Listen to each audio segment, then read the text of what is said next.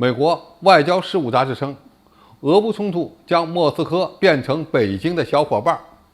真会这样吗？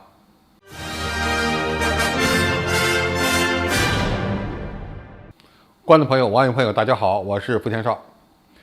正在进行的俄乌冲突，可能还不仅仅是一场俄罗斯与西方国家之间的代理人战争，对全球地缘政治的影响将非常深远。其实，最值得关注的就是在受到西方集体制裁之后，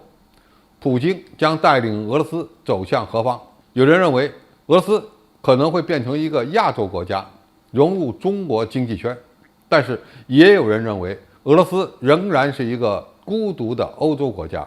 并且会在东西方之间保持纠结。美国外交事务杂志认为，西方将迫使俄罗斯将中国列为其最主要的能源市场，俄罗斯消费者将越来越依赖中国的商品，这对西方世界来说是一个严重的损失。中国眼中的中俄关系是非常重要的。这主要基于这么几个原因：首先，两国拥有延绵4200公里的边界；第二，中俄的经济关系是完美互补的。俄罗斯的自然资源丰富，但需要技术和投资，而中国则可以向其提供相应的技术和投资，但中国则需要俄罗斯的自然资源，尤其是能源。第三，中俄在国际事务上的理念相近，需要在国际机构内相互支持，其中最主要的就是联合国安理会。中国对中俄关系的态度非常稳定，甚至在俄乌冲突爆发后经受住了考验。中国公司为了避免不必要的损失，有可能会遵循某些出口管制限制，但是中国也会加深与俄罗斯的经济合作。在过去的7个月中，俄罗斯对中国的出口增长了 48.8%，达到了614.5亿美元。这不仅反映了全球大宗商品价格的飙升，还反映了俄罗斯石油出口的增加。对俄罗斯来说，其实把能源完全改为出口到中国也是迫不得已，因为俄罗斯的传统能源出口市场在欧洲，而且要建设通往中国的管道需要几年的时间。美国外交事务杂志认为，离间中俄关系的秘籍就在于中俄实力的变化上。在普京于2014年拿下克里米亚之前，中国占俄罗斯贸易总额的10%左右。到了2021年底，中国所占的比例提升到了18%。这个数字将在俄乌冲突之后进一步攀升。当中俄贸易占到俄罗斯外贸的50%以上时，中国将对俄罗斯产生巨大的影响力。只要西方与俄罗斯的分裂得不到修复，俄罗斯就会变成一个欧洲的伊朗，